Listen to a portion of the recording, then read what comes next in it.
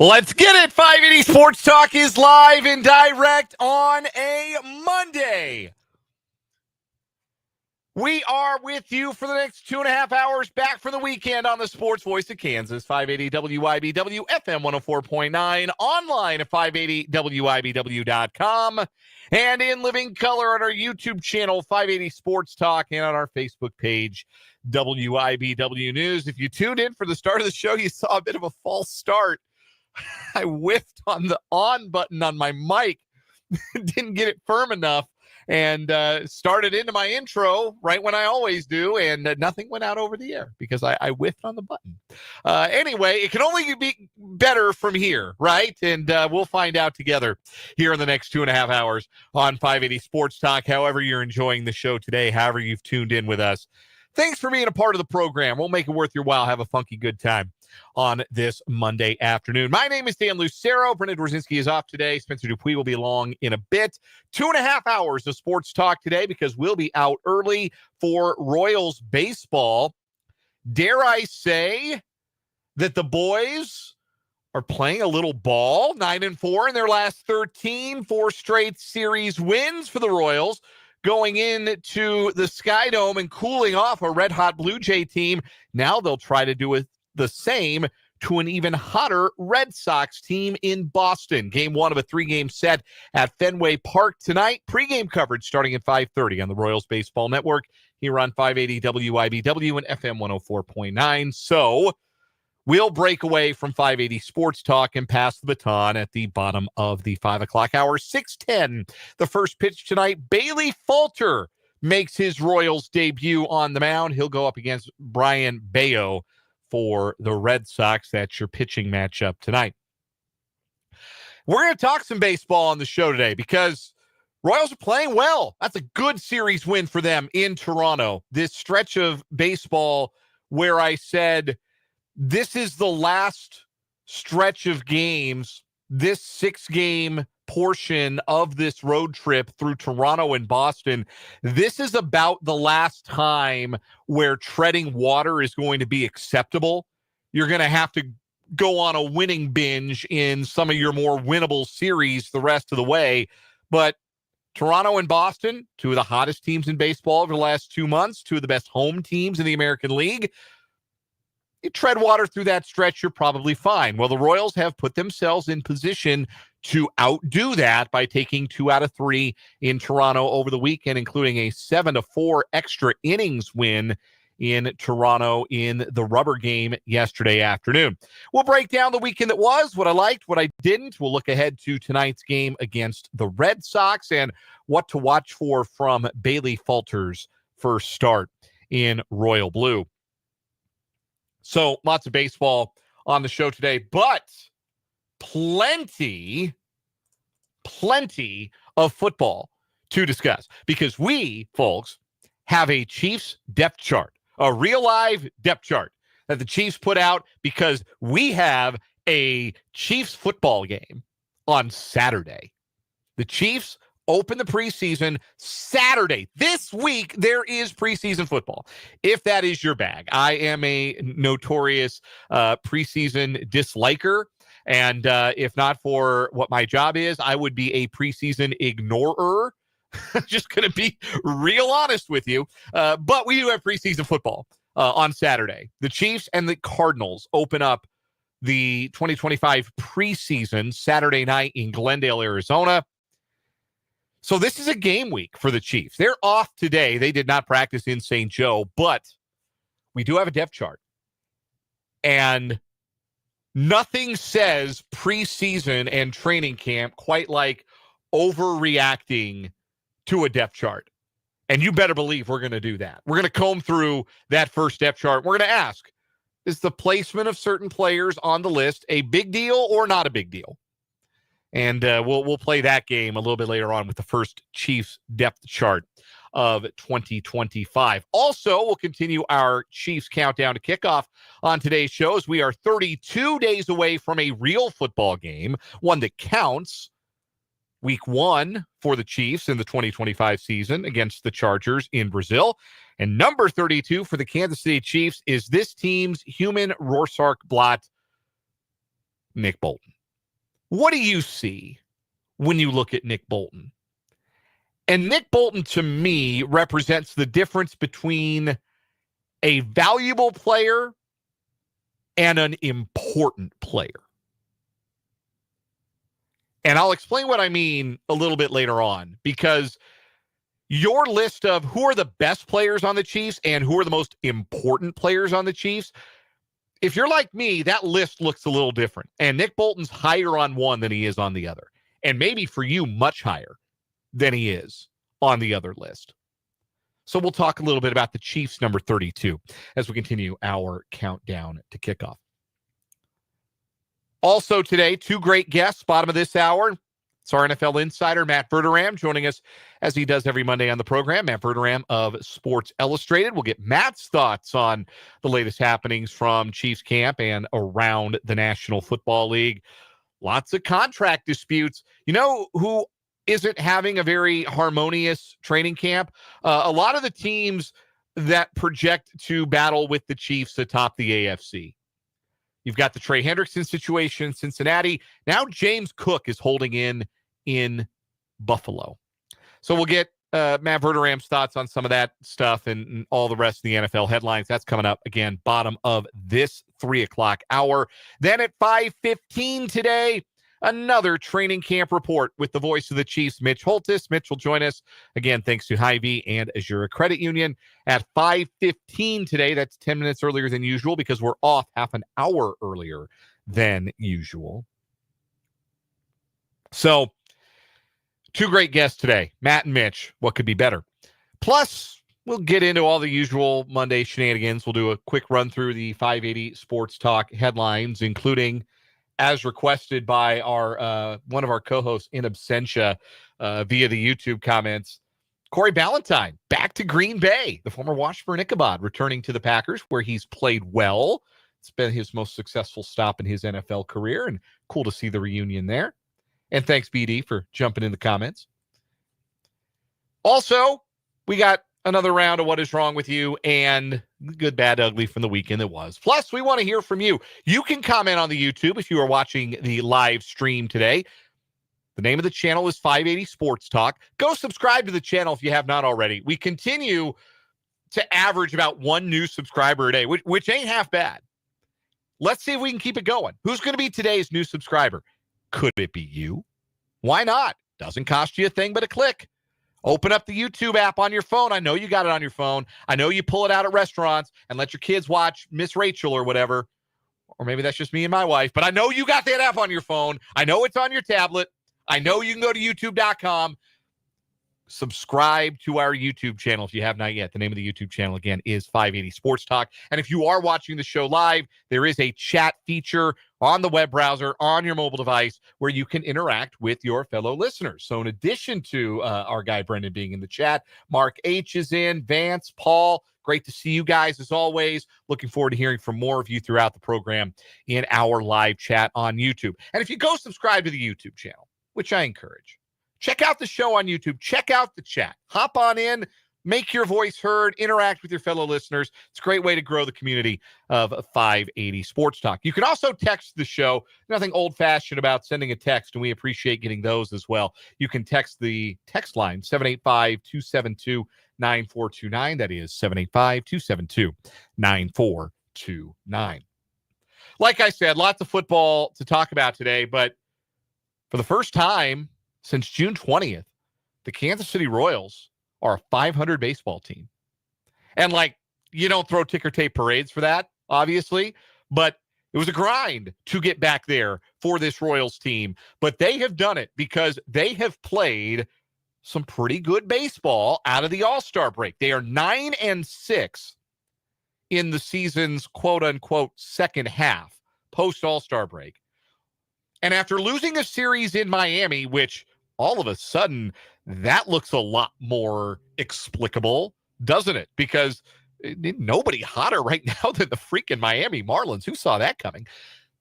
That series loss looked like a disaster at the time and now looks a little bit more explainable. Since then, a series win on the road against a Cubs team that was leading their division at the time, a pair of home series wins over Cleveland and Atlanta, and now a road series win at Toronto against a team that had been really difficult to beat at home.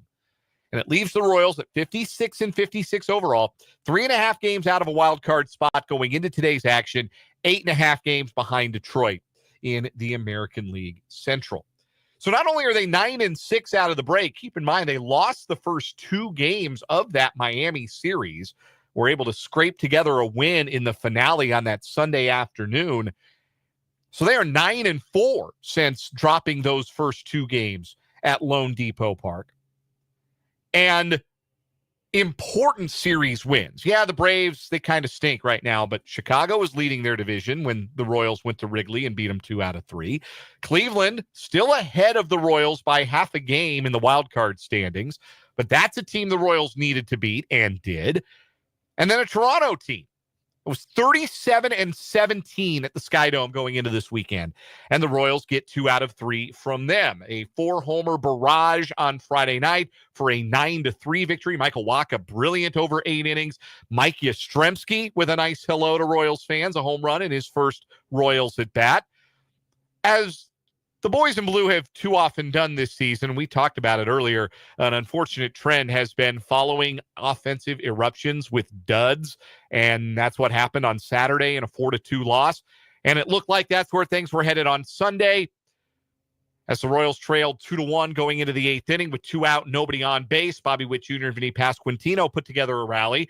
And then Matt Quatraro did something, and I hate that Matt Quatraro does this. Like, I'm not too critical of how Matt Quatraro manages his baseball team or manages game to game, inning to inning, out to out. I think he does mostly a good job. I do not know yet that I would put him in the class of managers who I think you're better for having this guy in the dugout. There are guys like that around the league, and frankly, I don't think there are many of them. But guys like Terry Francona, guys like Bruce Bochy, I wouldn't put Dave Roberts there, frankly, but like Alex Cora, I think you're better when he's in your dugout. Mostly you know who they are because they built their reputations because their teams are always good. And I don't know if we're there with Matt Quatraro. I'm not there with Matt Quatraro yet, where I can say he is a net positive what he brings to the dugout on a game-to-game, inning-to-inning, decision-to-decision basis. But I hate his tendency to pinch run for his best hitters in situations where that guy's going to need to bat again if you're going to win the game. I understand that you've got speed on the bench in Tyler Tolbert, but with 2 outs and a runner on first, how often is that run going to come around to score? Not real often. And even less often if you can't get that runner to second by stealing the base. If you're going to put the pinch runner in, you better run. And too often that doesn't happen. They don't run the pinch runner, especially in a situation where you pinch run with 2 out and runner on first. Everybody in the stadium knows your guy is running, so it's harder to get a good jump and get into a running situation. But I really dislike doing this, especially because in that spot, if you did not get Tyler Tolbert across when he pinch ran for Pasquantino after his tying single in the 8th, that spot in the order was going to come up again.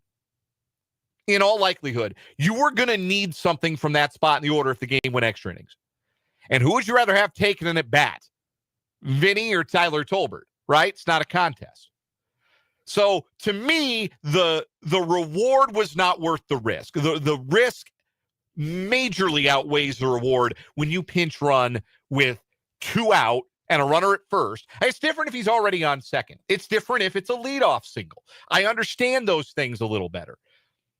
But you need a hit to score the run. And if it's from first, you need that hit to be in the gap or over the wall. So I didn't love the decision that the Royals made. And I worried it would come back to bite them. With a run already in and extras and the bases loaded, I thought, man, Tyler Tolbert, is he going to be able to put the ball in play? Is he going to be able to cash in one of these runs? Yeah. How about 2 of them? He stuck it up where the sun didn't shine on me. I'll tell you that. The 2-run single, part of that 5-run inning Tyler Tolbert delivering. He's had a couple of big at-bats late in games recently. Remember, he started that walk-off rally with Nick Lofton against the Pirates right before the All-Star break, had a home run, his first home run as a major leaguer against the Cubs. Maybe we were selling Tyler Tolbert short when we said he was rich man's Terrence Gore. Maybe there's a little something in that bat. Not something to make him a everyday option, but something where you don't feel like it's a total loss or he has to bunt to have a productive at-bat. So shout out to Tyler Tolbert for making me look bad, even though I still didn't love the process by which the Royals arrived at needing Tyler Tolbert to come through with the bases loaded in extra innings. And the Royals get 5, which ended up being important because Carlos Estevez looked a little rusty there in the bottom of the 10th. He had pitched since Wednesday, and it looked like it as he allowed a pair of runs to score, allowed the tying run to come to the plate before he got Alejandro Kirk to hit into the game-ending fielder's choice. 7-4, the final score, and the Royals win. And what's impressive to me, particularly, about the way they've won these last 4 series, they've needed the rubber game, and they've gotten it all 4 times. And that's one thing, I think, to win a series where you go out and you get the first 2. Obviously, that gives you the chance to sweep. But if I know anything about baseball, I know a few things. I think we've been friends for long enough. You've listened to me for long enough. You know I know a little ball. But if there's anything I know about baseball, it's that sweeps are hard. It's really hard to beat a team 3 straight days. Really hard. Especially when you've already got a series win and mentally that relaxes you a bit while the other team is trying to get one and plays a little more urgency in that third game typically. It's why sweeps are hard. But the Royals, in all 4 of these series that they've won, it's been a 1-1 series, and they've needed that rubber game. And this is a team that knows it can't afford to be giving series away. A lost series is a lost opportunity, and we're in the final 2 months of the season. There's not much opportunity left. You got to go win ball games. You got to go win series. And the Royals have dug the rubber game out each time and had to rally in some cases, like yesterday, to make sure they won that rubber game. So I think that speaks really well of this team's mindset, of this team's ability to win. Again, I hate the term must win, and these are not must-win games by any stretch of the imagination, but these important games, these series-swinging games, the difference between a won series and a lost series, these are important games, and they're winning the important games, and they're winning these series. And a big part of the reason why they're playing better baseball of late is that they can score runs now. They've scored more runs in the 15 games since the All-Star break. I saw David Lesky had this stat. Friend of the program, author of the Inside the Crown newsletter. The Royals have scored more runs in the 15 games since the All-Star break than they scored in April. Like the whole month. They scored 83 runs in the first 15 games of the second half. That's 5.5 runs per game. And that doesn't just happen when 1 or 2 guys are hot. If you're averaging 5.5 runs a game, it's not because your cleanup hitter's crushing or because, one guy is red hot. Like Salvi's been hot, obviously. And the Royals have, in this second half, really since the calendar flipped in July, the long ball has become much more a part of their offensive attack. And that's certainly a part of why the Royals have been better at scoring runs of late. But the biggest thing that the Royals have had going for them is they're getting something from the bottom half of the order, 6 through 9, just about every game. And it's never going to be where all 4 of your 6, 7, 8, 9 hole hitters are crushing all at once. It doesn't happen. That's why those guys hit where they hit in a batting order. Unless you're the Murderers Row Yankees or, the Dodgers, and you can buy a stud lineup 1 through 9. You're probably not going to be in a spot where your 6 through 9 hole hitters are all going to be hot at once. They just can't all stink at once. You've got to get something to supplement what you expect to get from the first 5 in your batting order. Those guys have been pretty steady. India, Witt, Pasquantino, Garcia, and Perez. Those 5 guys have been largely steady. It took Vinny a month to get going, and it took Salvi close to 2 to get going, but they've gotten going and have been pretty consistent, pretty steady, and productive since getting out of their early season slumps. So you know what you're getting out of the first 5. The question was always going to be about the back end and just getting something. And the Royals in the second half of this season are getting something from the bottom of the order just about every night, whether it was John Rave's 2-homer game, even if that came in a losing effort against the Marlins, whether it's been Adam Frazier hitting home runs, Randall Grichuk and Mike Yastrzemski contributing immediately. Kyle Isbell is hitting .350 since the All-Star break. Do I expect that to continue? No, I do not. But that's still your 9-hole hitter for a 15-game stretch hitting .350. That's going to help your offense quite a bit. That's going to buoy the results you expect to get from the top of your order. And this is not and remains a pitching staff, even with the injuries. This is not a pitching staff where you got to score 7 a night to win a game. 4 or 5 is going to be fine a lot of nights.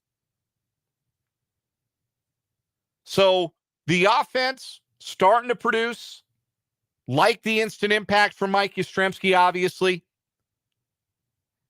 And I don't think it's a coincidence that the games are a little more fun to watch when you feel like the offense has a chance to score more than 2-3 runs. You're not white-knuckling a 1-run lead that you get in the first inning because that might be all we get. I don't know if this is going to stand up.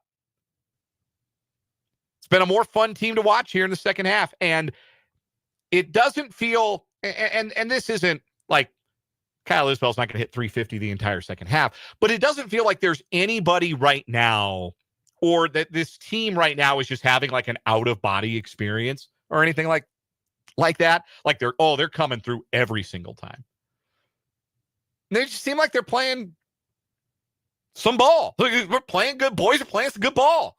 And they're being rewarded for it, and they get a series win against one of the toughest teams they have left to play on the road all season. Now can they do it again? Because the Red Sox are even hotter than the Blue Jays were. They've won 21 of 28, 5 in a row, and really solidifying their place among the wild card teams. The Royals can go get 2 out of 3 at the Fens. What did I say on Friday? 3-3 over these 6 games, this East Coast swing. 3-3 would be fine, but 4-2 or better would be a statement. And Royals can make a statement. They're going to need some help from some brand new pitchers the next 2 nights, but the opportunity is there. We'll take our first time out here on 580 Sports Talk. When we come back, it's the good, the bad, the ugly from the sports weekend that was, and then Matt Verderam will join us for some NFL talk. Mitch Holthus at 5:15 today. Lots of Chiefs in the 4 o'clock hour. We're just getting started, and we're so glad you're with us here on 580 Sports Talk.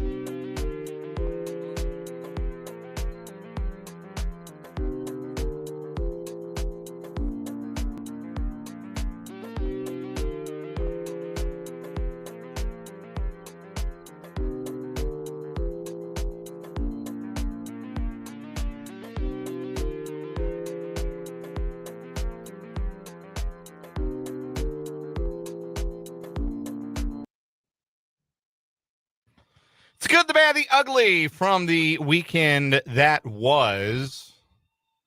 My good, enjoyed the baseball this weekend. Certainly the Royals taking 2 out of 3 from the Blue Jays. But did you all catch what happened Friday night in Denver when the woeful, disgusting Colorado Rockies gave up 9 runs in the first inning, inspiring me to send a text to more than one group chat in which I asked for the Rockies franchise to be contracted. That's how my childhood favorite team is making me feel this year. Anyway, they won the game.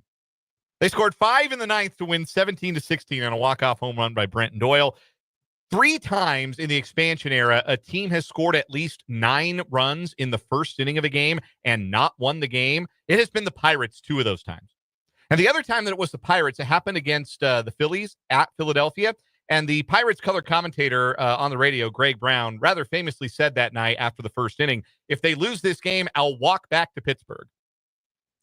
They set up a charity event so that he could, in fact, walk from Philadelphia to Pittsburgh after the season. I hope he didn't make the same promise about walking back to Pittsburgh from Denver. What was your good, Spencer Dupuis? Yeah, celebrated the anniversary with the girlfriend over the weekend. Went to Blind Tiger, first time there. Amazing. 10 out of 10 beer, 10 out of 10 food, would go back. Good. Then we took our adventures to the T-Box in downtown Topeka. Okay. Fun place. Yes. But I'll tell you more in a second. Okay. My bad for the weekend. I have a ton of bad for the weekend, to be completely honest with you. I will say that my bad was the fact that they Major League Baseball set up a showcase event playing a baseball game at Bristol Motor Speedway, and then it rained buckets, and they tried to play that game with the infield looking like a lagoon, and that was disgraceful.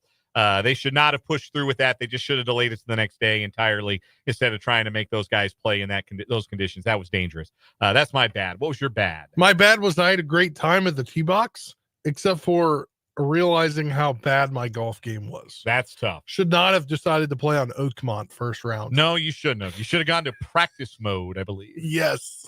Practice mode would have been very beneficial. My ugly from the weekend. You want to go first? I'm sorting through a couple possibilities. What was your ugly? Yeah, the Nationals gave up the most hits, I believe, in a 3-game series in MLB history this weekend as they got walloped by the Brewers. That's not what anyone wants. Yep. My ugly from the weekend. You know what? I had a pretty good weekend. Do I really want to tarnish it with an? I'll give you a story that was almost an ugly. So it was almost ugly, but it turned out okay. So we took my son to Gage Park on Sunday. The one box we hadn't checked this summer, which is my son's first real summer. He was born last June, so he wasn't out and about last summer. But this summer, we can get him out and about a little bit. So we did the zoo. We've done Discovery Center. We've done a lot of the things that are for small children, year-old-ish children to do. And we went to Gage Park yesterday to do the train and the carousel, which we had not done yet with Asher. He loved the train. He did not love the carousel so much. Wasn't big on the carousel, but he did love the train. And then we went to a playground, and they had the slide at the playground, and Asher wanted to go down the slide. And at first, Mom is helping him down the slide. I'm taking pictures. Yeah. I'm doing the dad thing, and I'm taking pictures. And he's going down the slide and having a great time. He'd get up off the slide, and then he's climbing up the stairs to go down the slide again. And then at one point, he turned around and he went down the slide backwards. And you want to talk about paralyzed in fear. I'm watching my son go backwards. My not even 14-month-old son is going backwards down this slide. My wife is watching in horror. I don't have my camera out, so I have no excuse. I just can't move. I can't believe what I'm seeing. And he gets all the way down the slide and spins around, big smile on his face, and hops off and goes back up to do it again. He's so little, he didn't realize the fear that he struck in his parents. He had no idea he was supposed to be scared of that, or that was not how you did it. Now I'm sure it was inadvertent, but he loved it. Yeah. We may be raising a little daredevil at Lucero House. I'll let you know how I feel about that one in a few years. Matt Verderam joins us next, our NFL insider here on 580 Sports Talk.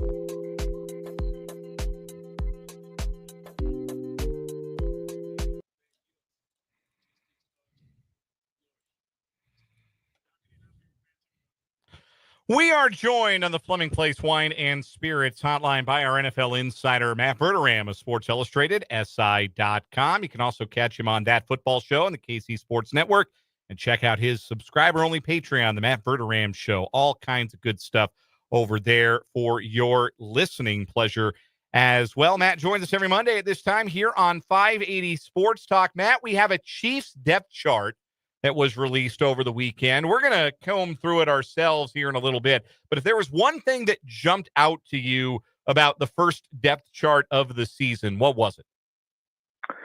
I don't put a ton of stock into it, but if there were a few things, one of them would be that Jalen Moore is back up to Juwan Taylor and not the left side, which I thought was interesting. Like, I thought they might try to say, well, Simmons is still, at least having the safety net of Jalen Moore, which of course in reality he does. But I thought it was interesting to put him on the right side.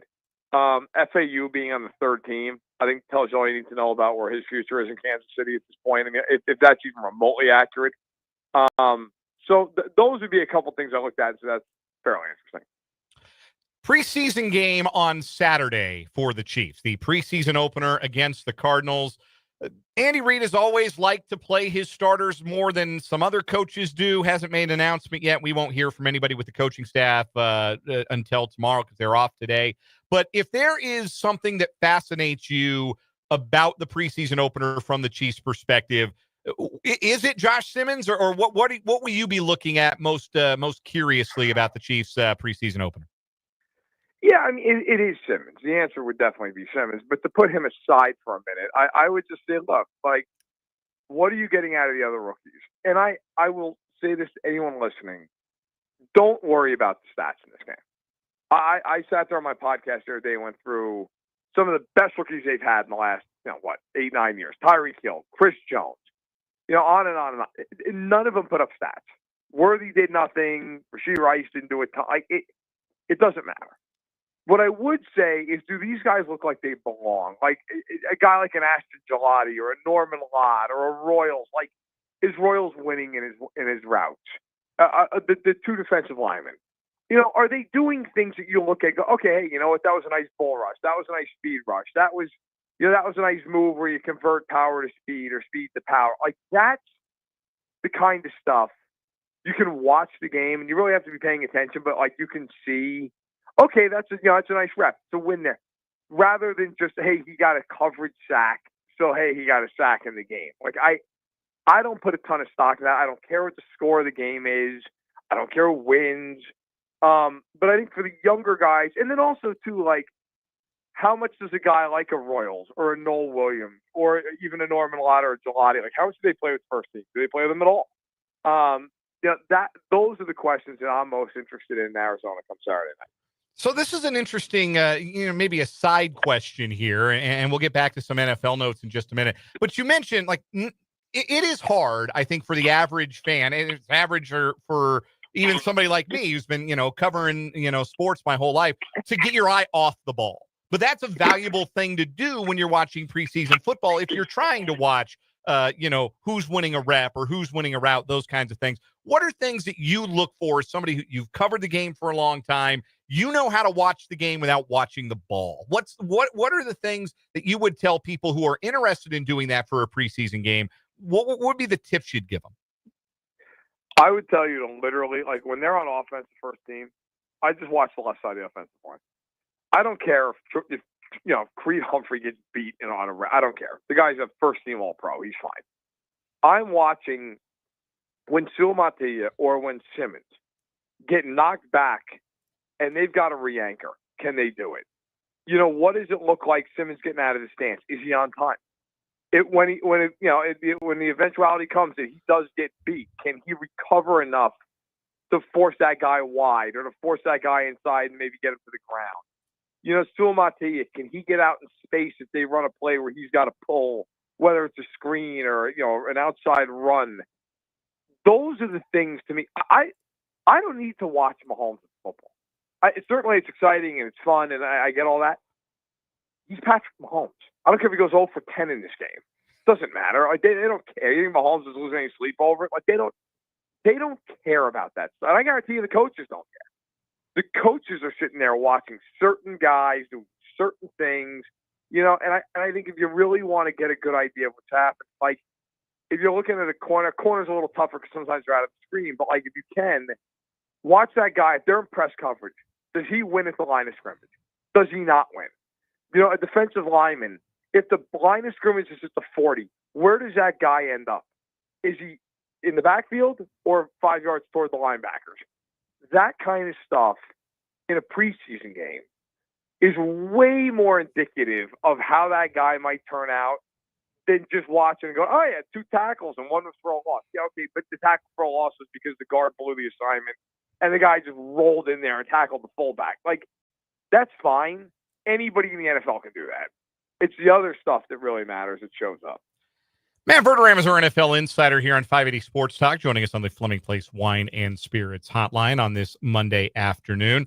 Matt, you were recently in Cincinnati at Bengals training camp, and they've got a whole to-do going on right now with their star defensive end, Trey Hendrickson, who has reported but is not practicing, holding in hopes of a new contract. How far apart does it seem like those two sides are at this point? And with the Bengals defense that struggled so much with Hendrickson having a DPOY caliber season last year, new defensive coordinators, some new draft picks on that side of the ball, how much better can they get even if Hendrickson's in the fold? Look, I was there, as you mentioned. I was there Wednesday. I thought their secondary was at least feisty. Now, listen, you're going against Chase and Higgins and Burrow. Like, you're not going to exactly look like the Legion of Boom. But I thought they competed. I liked what I saw out of Battle, their third-year safety. I liked what I saw to Cam Taylor-Britt, who I actually really liked as a rookie last year. Really struggled. But let's be real here. I mean, let's just be honest about it. They don't have the defensive talent that some of these other big-time teams in the AFC do. They don't have Kansas City's talent on defense. They don't have Baltimore's talent on defense. But I think Buffalo's even kind of sliding backward defensively. They don't have Buffalo's talent. Like, they still don't have Houston. They don't have Denver. They're not as good as those teams defensively. They're going to have to win by scoring points. But the big thing if you're Cincinnati is, like, can you win situationally? Teams are going to move the ball on them. Can you win on third down and medium? Can you win on third and long? Can you win in the red zone? Can you be a team that forces some turnovers? Like, if you can do that with their offense, they're a playoff team. They may not win the Super Bowl, but they're a team like, okay, you can win 10 or 11 games like that with that offense. The problem is if you are just getting roasted in the red zone, roasted on third, then it becomes, okay, now we're letting the other team hold the ball for 35 minutes and we're giving up 30 points. And it's so hard to win like that against anybody who's decent. I think they have to have Hendrickson. That goes without saying. But assuming they have him at some point here, listen, could they be better? Yeah, but I don't look at them and think, oh, they're going to be markedly better. They're going to have to win games on the margin defensively. The Bengals not the only would-be AFC contender experiencing some contract drama presently. James Cook is now holding in Buffalo. He's on the final year of his rookie deal, and he's looking for an extension. I think James Cook is really good. Is he extension before the end of the rookie contract good in Buffalo? As much as they rotate their running backs, is he of that much utility to them? Where do you see this saga concluding? I know there's this whole running back argument, right? It feels like the pendulum's swinging the other way now, where for years, oh, don't pay him. Now it's like, did you see some of these guys, like, pay him? James Cook is a really good running back. Really good. Like, is he a top 5 back in the league? I don't know. Like, probably not, but he's a top 10 back. And if I'm the Bills, who I thought had a good offseason, like, they paid a lot of those guys. They paid their Terrell Bernards and Greg Rousseaus and Christian Benfords and Khalil Shakirs. I would pay him. I would. I like Ty Johnson and I like Davis, but they're not him. I think those guys are more of a Jerick McKinnon ancillary piece than I'm going to get the ball 20 times a game and feel good about it. I think they're better in the roles they were in a year ago. And here's the other reality in Buffalo. Okay, like when you look at the other AFC teams, let's just say Kansas City and Baltimore here for the sake of this conversation. Yeah, Baltimore's got Derrick Henry. They've also got 2 good tight ends. They've got Zay Flowers. Like, Bateman, depending on your opinion of him, they have him.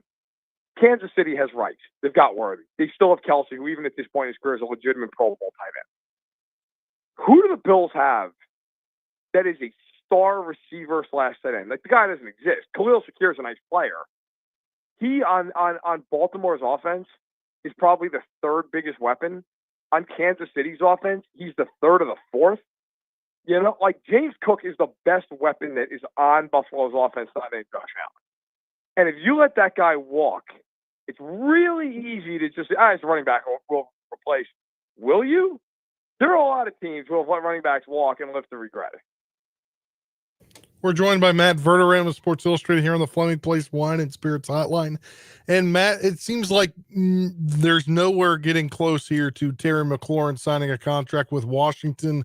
He requests a trade the end of last week, but then he shows up to training camp practice in his, shorts and whatever, signs autographs for fans. Do you think he's getting bad advice from his agent? Because if you put out this headline, but then show up, that's a very weird situation. Do you agree that it's a weird situation? And how do you get past all that?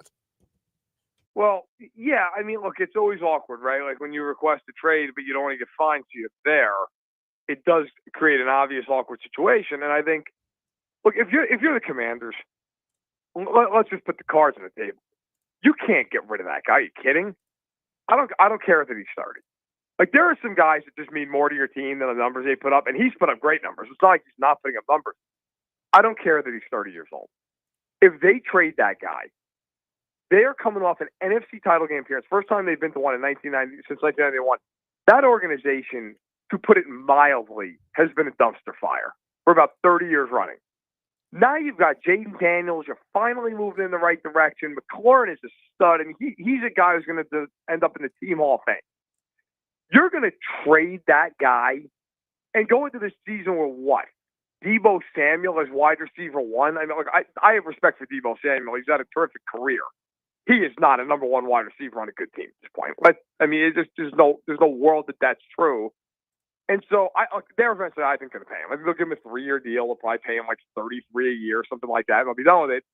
I don't know how in the world you could sell that. Forget to your fans in the room. You're going to walk in that locker room and tell that team after what they did last year, hey, guys, listen, we're not going to pay this dude who's been here longer than almost all of you and has been great and has never been a problem on or off the field. We're not going to pay him. But go out there and go get to the Super Bowl. Good luck with that message. Last one for Matt Verderam, our NFL insider from Sports Illustrated, SI.com here on 580 Sports Talk. Matt, it was Hall of Fame weekend in Canton. You had a piece up on SI.com about predicting the next 5 Hall of Fame classes. You got 30 seconds here. Give me the one player.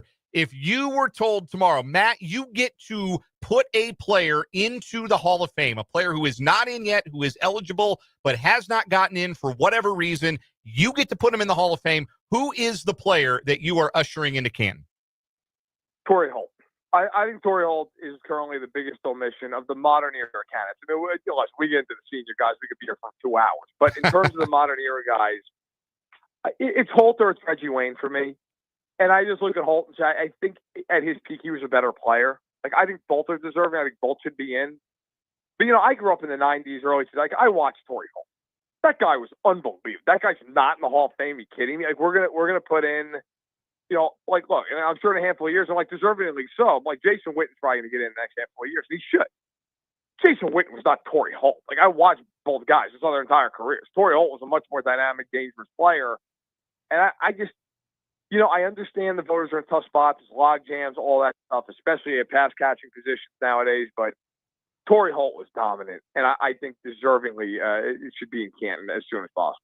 Matt Verderam covers the National Football League for Sports Illustrated, SI.com. Lots of great stuff from Matt lately out at SI.com. He's also on That Football Show, the KC Sports Network, does the Matt Verderam Show on Patreon for subscribers, and you can catch him every Monday here at this time on 580 Sports Talk. Matt, always a pleasure. We'll get to react to some football games next week. We'll look forward to it. Sounds good. Take care, guys. That is Matt Verderam. We'll step aside for a timeout, come back, and we will wrap up this 3 o'clock hour. 580 Sports Talk next.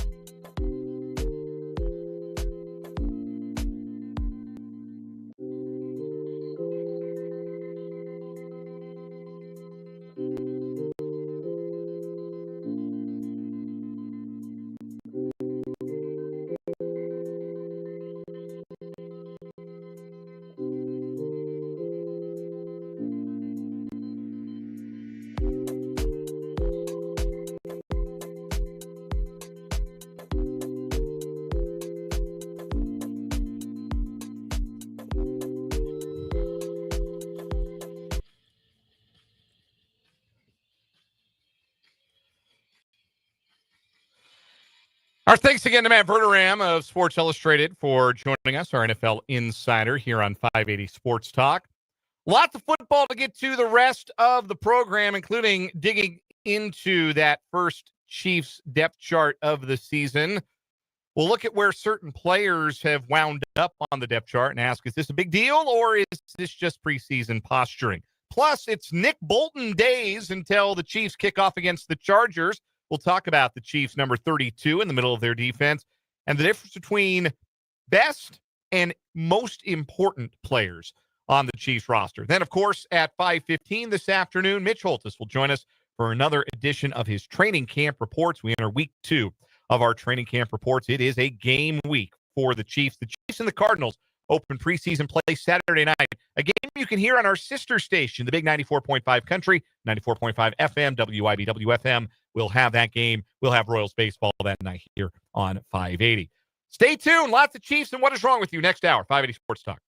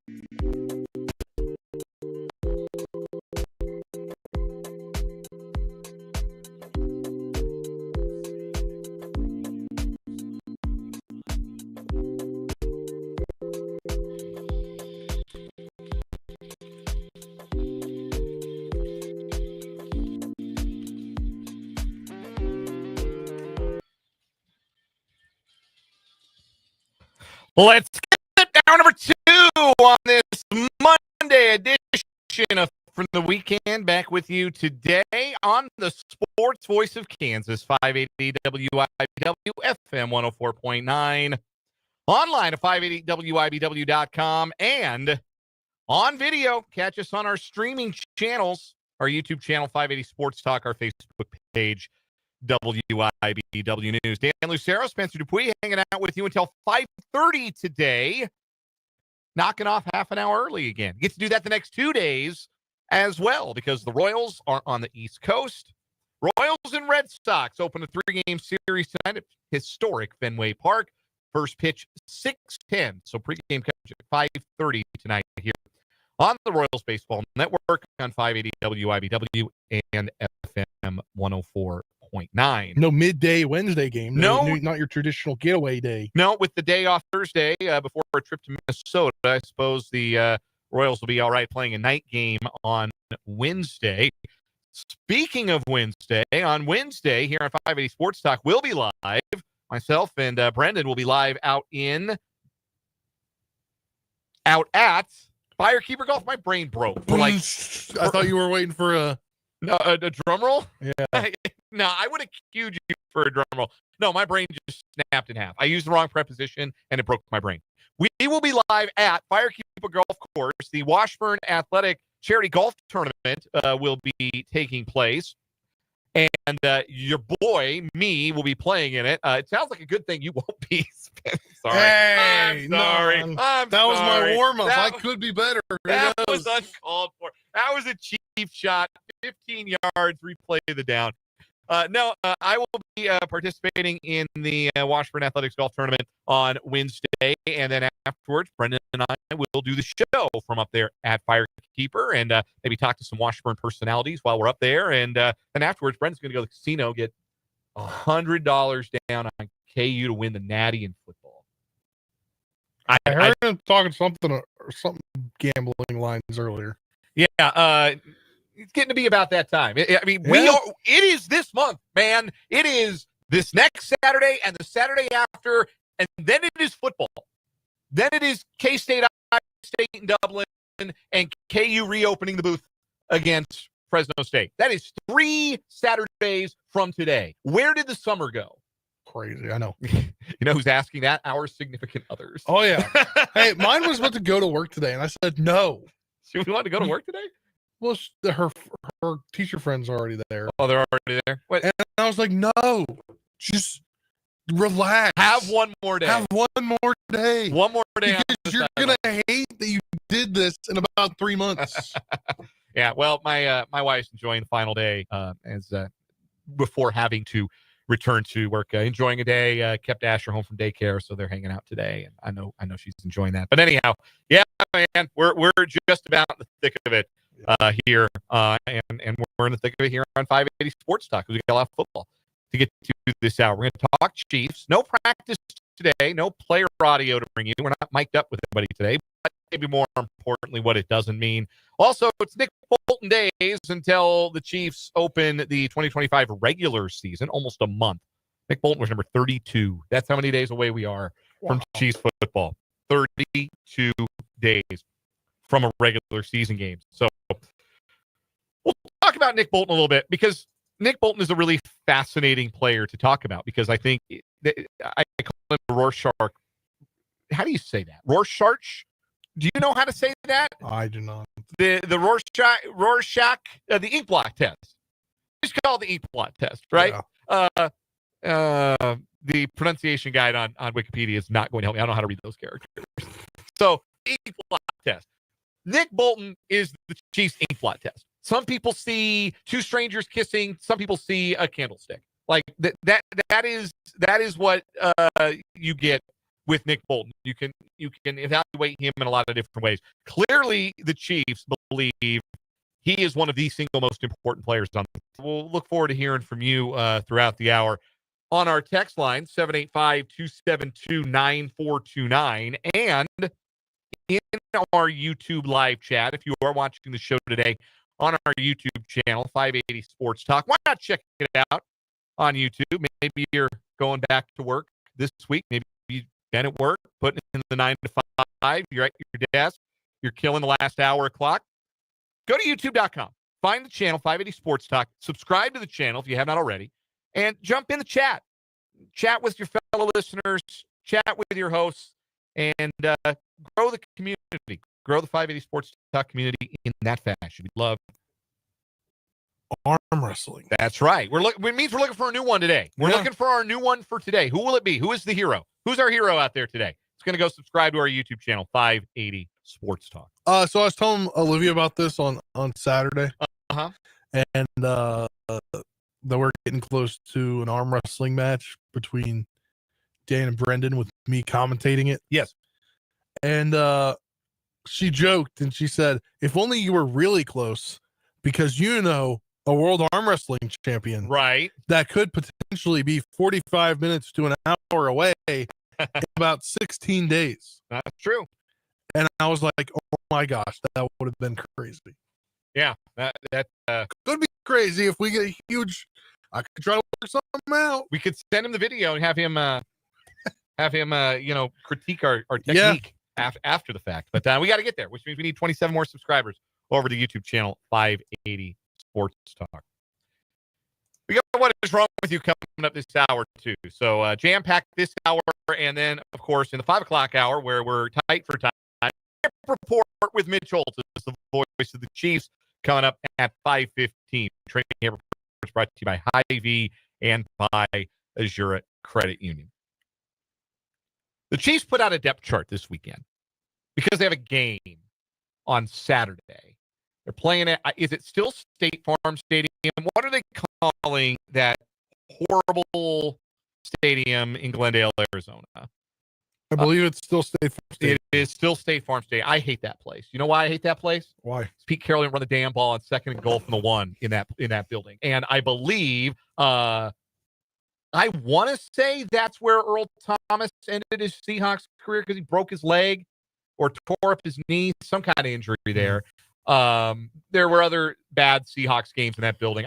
There's gonna be because you play there once a season. Well, yes, but I truly feel like the building is uniquely cursed. Hey, I will say that's one of my favorite buildings because of what they do with their surface.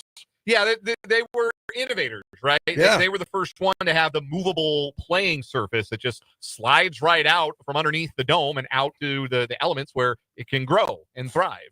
And then they wheel it back on in for game day. Some other horrible things have happened there too. It's my least favorite stadium in the National Football League for a lot of reasons. Anyhow, that is where the Chiefs will open preseason play against the Arizona Cardinals this coming Saturday. It is a 7 o'clock Central Time kick, 6 o'clock pregame. If you want to hear Mitch Holtz and the crew call the game on the radio, you're going to have to dial over to our sister station. That is 94.5 Country Chiefs game on Saturday night because we will have Royals baseball on Saturday here on 580 WIBW. But anyway, it's game week, so we have a depth chart. And before we get started, Vance in the YouTube comments asking the important question. Who's QB1? Well, according to the depth chart, perhaps controversially, Patrick Mahomes is listed as the starting quarterback for the Kansas City Chiefs. Wow, I wouldn't have guessed. Holding off veteran Gardner Minshew in a heated competition, at least for the moment. It appears that it will indeed be Patrick Mahomes, who is QB1 for the Chiefs in 2025. I was really wanting to see Gardner Minshew out there. You're going to get to see him plenty here in the next 3 games. I bet you see him a lot. Oh, I know. I wouldn't see it. Andy Reid is old school, and he's going to play his starters more than a lot of coaches prefer to play their what the Falcons coach, Raheem Morris. He said today he's not playing either of his top 2 quarterbacks in their first preseason game. He's not playing Cousins or Penix. That's interesting. Whoever QB3 is. I had no idea who QB3 is. It could be Bobby Hebert for all. Well, I mean, that's like that was like the Chargers. Mm-hmm. They didn't play Heineke or they didn't play Herbert. None of this. No starters ever play in Hall of Fame. That's true because it's so yes, early.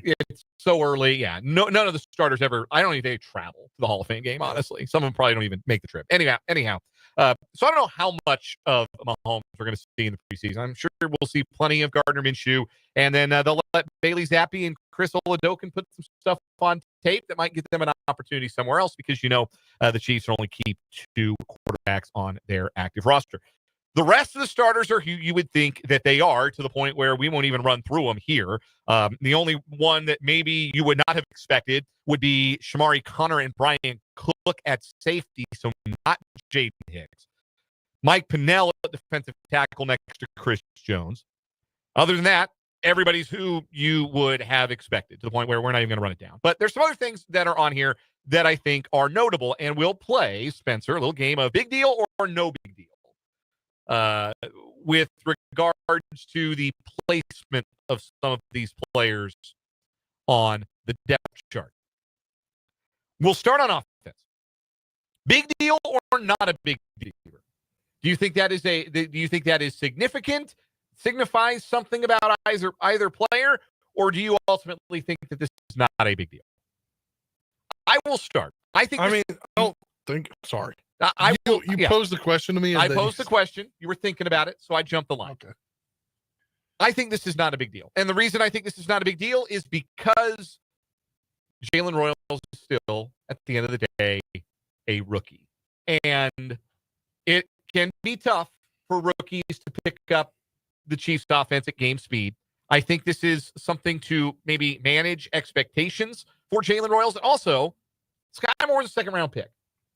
Also, he's been hurt. He may not even play. Yeah, I was going to say, he wasn't Saturday. even practicing yesterday. Yeah. So he still hasn't gotten back on the practice. I'd be really surprised if he played, to be honest with you, on Saturday.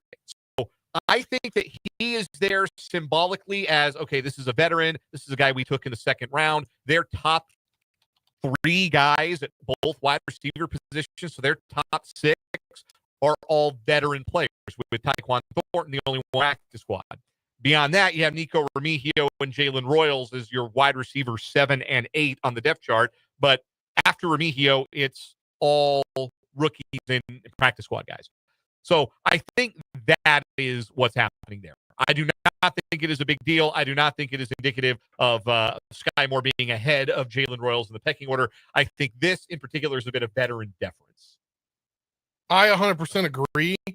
And I think, too, it's just, I don't think any of these depth charts mean anything beyond the first 2 players on it. The starters that most likely won't play or will play a quarter or a drive or whatever, and then the second team. I think past the second team, I think it's anybody's guess.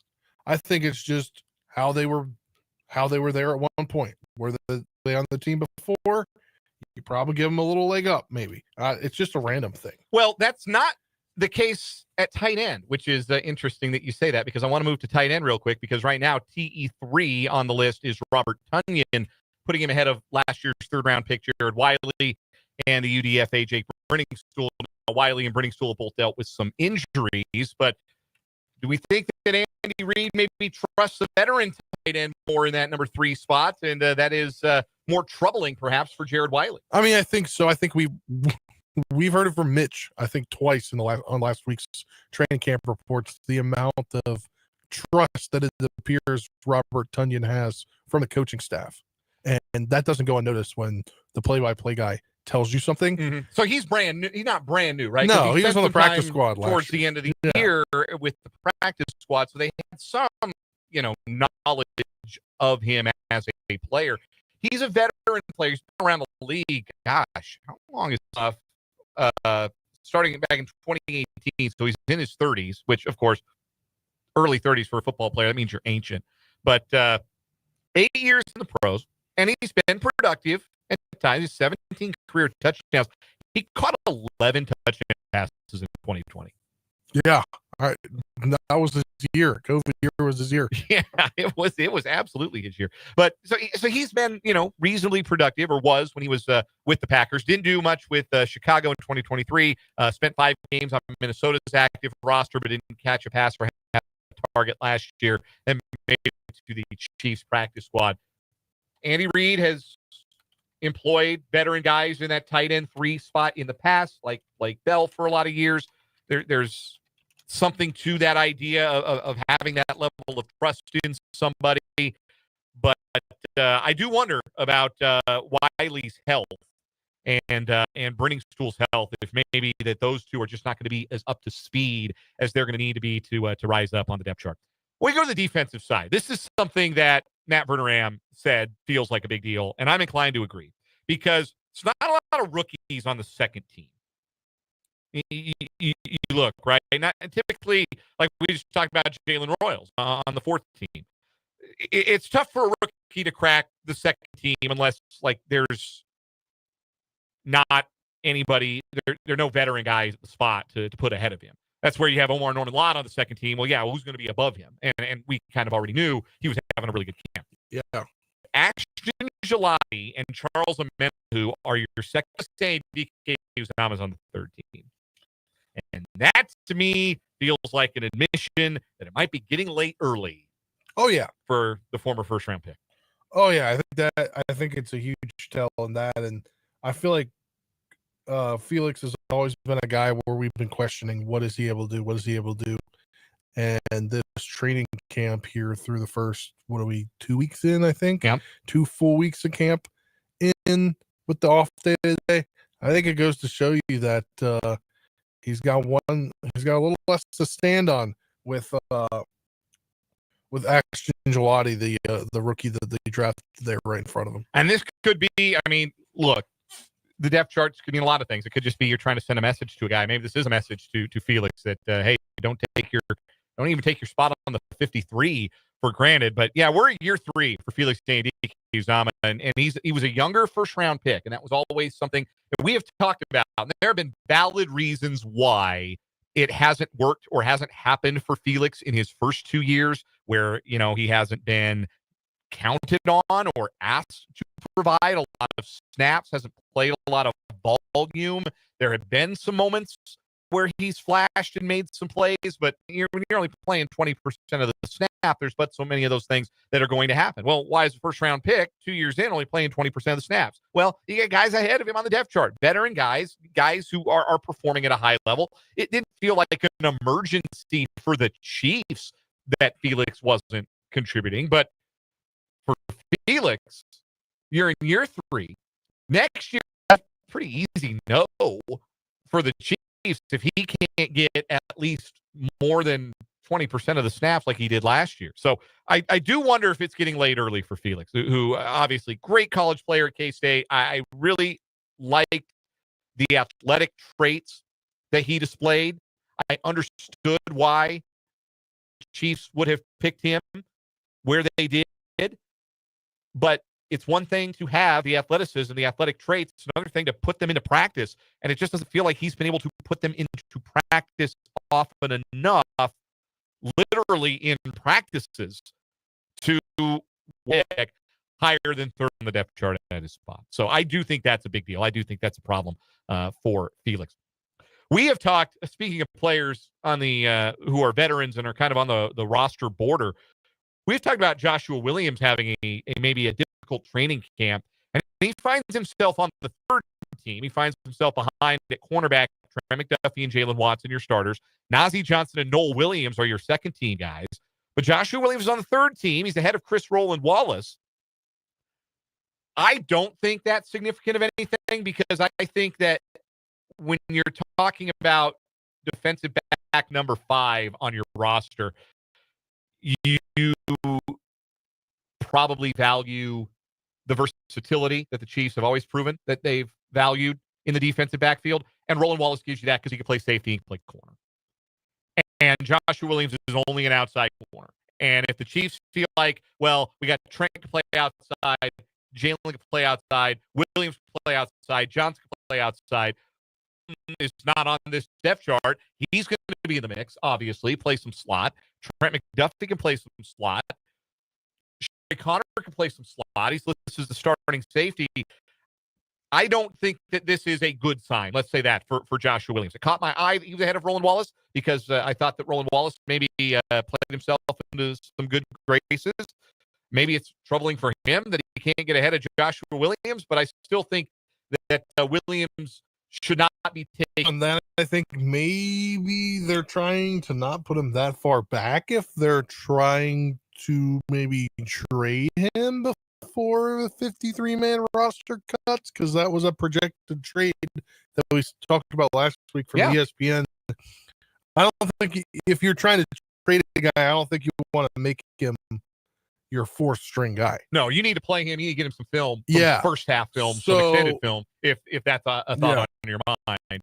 Biggest thing that I take away from this cornerback room, we have not Noel Williams, but apparently he's had a great camp.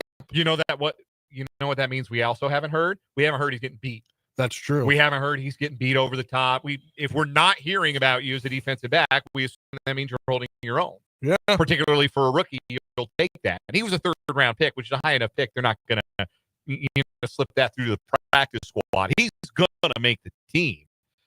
He's gotten some first-team reps. We've talked about Najee Johnson getting some first-team reps as well. We have not talked about Williams getting those. Maybe he does in the preseason opener as a way to maybe audition him for some corner. Normal team, normal roster. Joshua Williams, I think, makes a 53 no problem. He's a former fourth-round pick, and he's had some good moments in the NFL. He's an NFL player. He just might not be one of the 53 best guys on this roster. Last thing that jumped out to me, the returners. The depth chart at punt returner and kick returner has Nico Remigio ahead of Brashard Smith.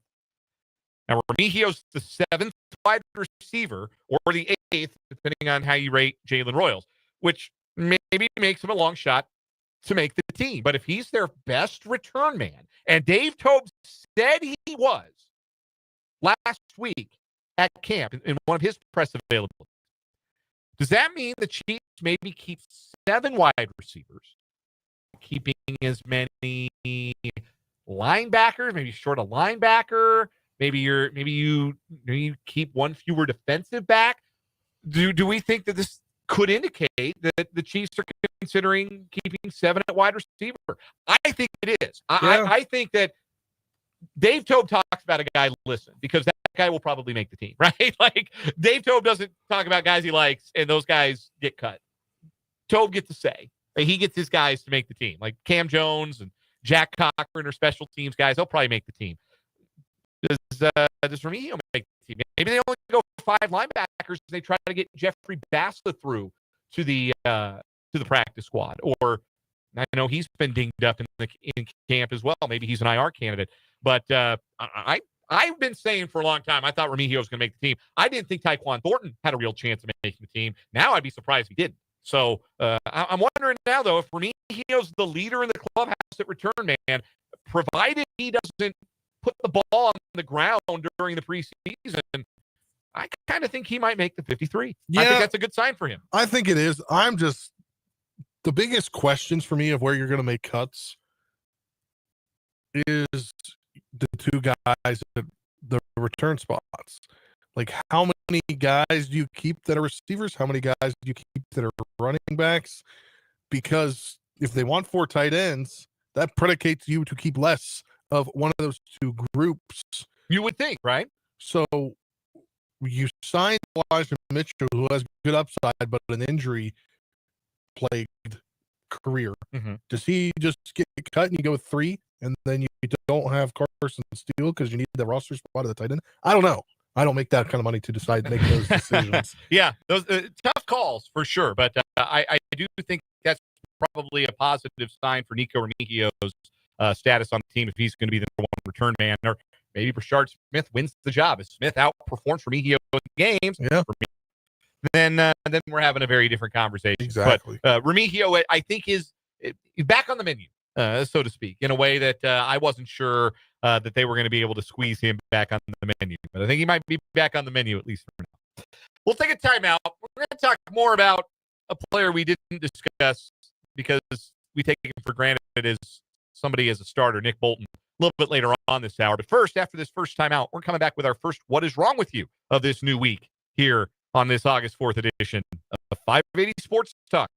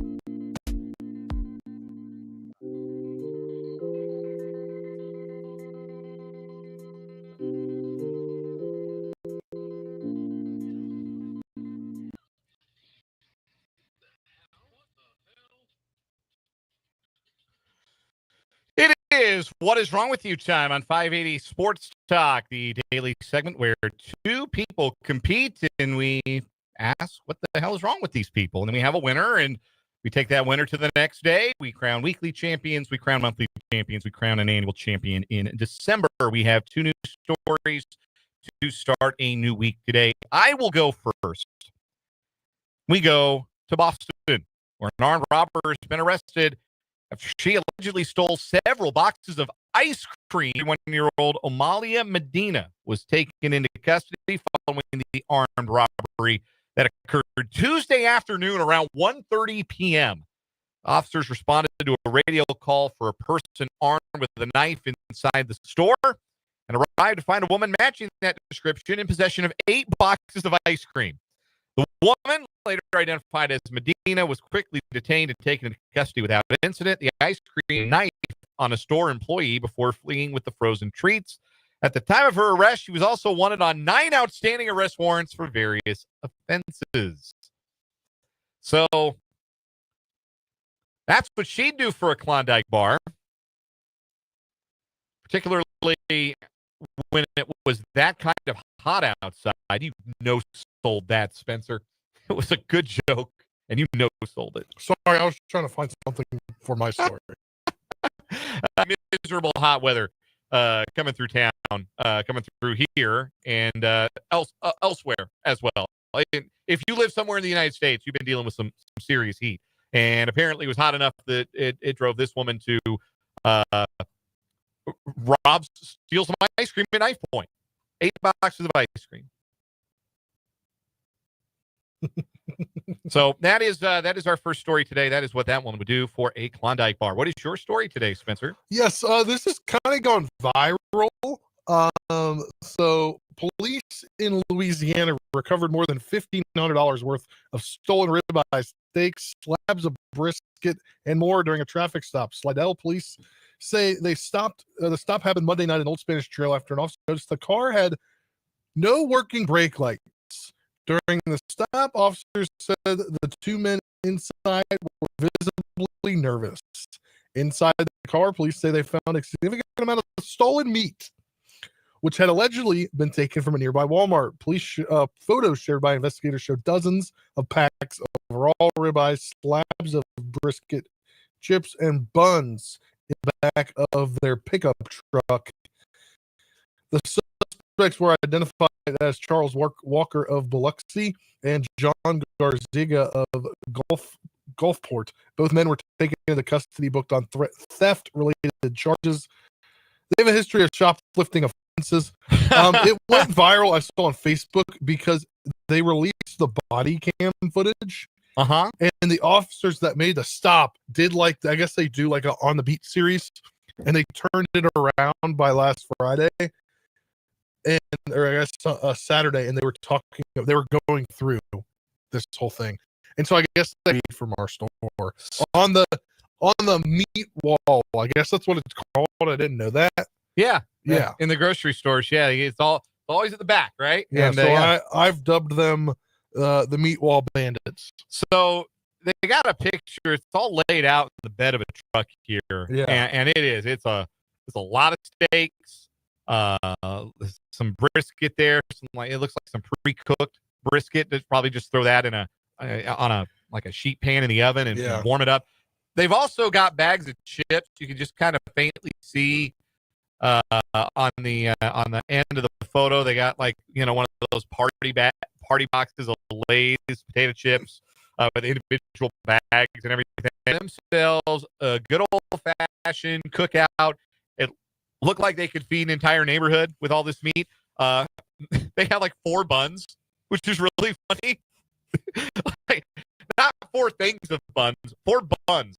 Yeah, it might be 8. One thing of buns. Yeah. It's funny because when you watch the body cam footage, they're going through all this, and they're like, "Oh yeah, we're probably gonna go up," because I think at least in most states, you go from a misdemeanor felony after I think $800 through, and it's like $75 for this, and he goes, "Oh yeah, they'll be well above the threshold." Yeah, that they did. They stole $1,500 worth of meat. That is. But also, it's a case of doing something illegal while doing something illegal. Yes, it is. Your brake lights are out. You've already stolen $1,100+ worth of meat from this Walmart and got away with it seemingly. Yeah. Until you didn't realize your brake lights were out on your truck. Yep. That's what got them busted. Yeah, they were gonna have a cookout. They just didn't think they had to pay for any of it. Yeah. Very interesting. So meat theft and ice cream theft. Who we got today? I think meat theft. And ice cream theft, at knife point, kind of wild. They just walked out with this meat. I mean, yeah, but they got pulled over. They walked. How do they get out of the Walmart with that much meat? Is my question. I don't know how you get out. Yeah. But how do you drive away in the summer with that much meat? Yeah, it's not even on ice. What happens? That meat's just got to get thrown away now. Yeah, it's spoiled for sure. Yeah. No. All right, but that'll be what tips me in the direction of the meat theft. So yeah, what is wrong with you? They'll go into tomorrow. We'll take a quick time out here on 580 Sports Talk. When we return, it is Nick Bolton days until the Chiefs kick off. We'll talk about it next on 580 Sports Talk.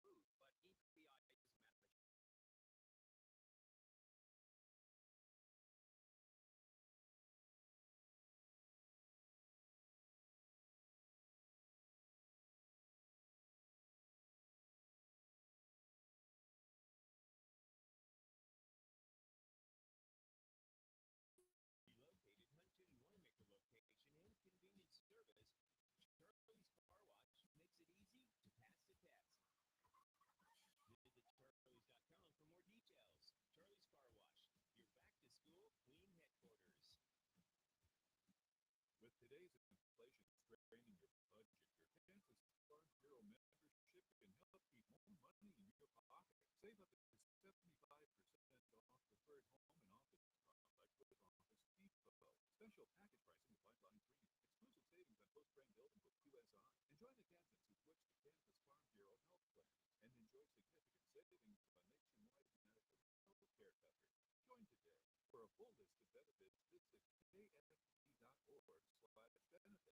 brother-in-law died suddenly, and now my sister and her kids have to sell their home.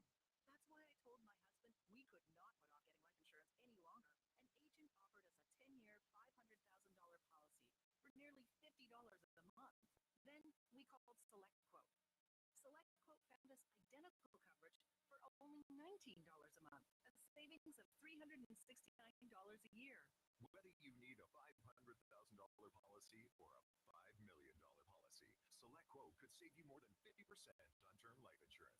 For your free quote, call SelectQuote at 1-800-743-8080. That's 1-800-743-8080.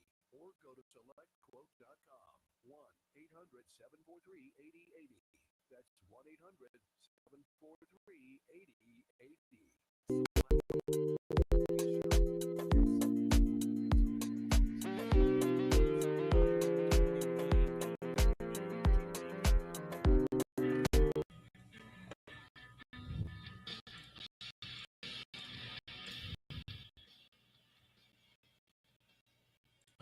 Dan and Spencer with you. We're with you until 5:30 today, knocking off half an hour early for Royals baseball. Royals and Red Sox open a 3-game series tonight in Boston. Royals going for a 5th straight series win. They are 9-6 since the All-Star break. And since June 30th, only the Royals' opponent tonight for the next 2 games and the Royals' opponent the previous 3 days have a better record than the Royals do. Royals have the 3rd best record in the American League since June 30th, behind only the Blue Jays. Sucks. 17-10 in that stretch for the boys in blue, and they are back at 500. More about them in just a bit. Of course, at 5:15. Before we wrap up today, another training camp report with the voice of the Chiefs, Mitch Holtis, brought to us by Hy-Vee and Azura Credit Union. Today, we're going to hear from George Karloftis on the training camp report. 32 days remaining until there is real Chiefs football. You get preseason football on Saturday, and then the Friday after that, and the Friday after that. But you get a real regular season game, a game that counts for the 3-time defending AFC champions, 32 days from today. Chiefs Chargers in Brazil. And we continue our Chiefs countdown to kickoff with number 32 for the Chiefs.